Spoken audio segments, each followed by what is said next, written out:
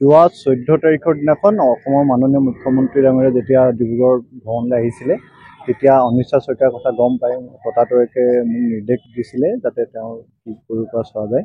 তো এতিয়া আমাৰ AMCৰ চিকিৎসকসকলে বিৰাট সুন্দৰকৈ তেওঁক ষ্টেবিলাইজ কৰি পঠাইছে, কিন্তু ফাৰ্ডাৰ ট্ৰিটমেণ্টৰ কাৰণে আজি GMCলৈ পঠিওৱা হৈছে।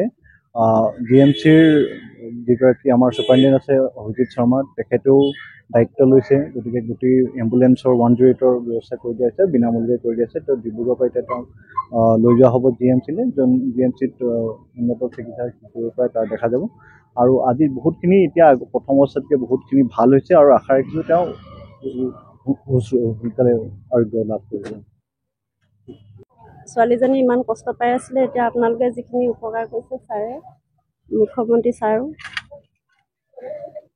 ইমান দূৰলৈ এতিয়া আমাৰ নিবলৈ শক্তি নহৈছিলে, এতিয়া আপোনালোকৰ ফালৰ পৰা যিমানখিনি সুবিধা কৰি দিছে আপোনালোকলৈ অশেষ ধন্যবাদ থাকিল। আৰু ছোৱালীজনী পুনৰ সুস্থ হৈ ঘৰলৈ ভাল হ'বলৈ আশীৰ্বাদ কৰিব।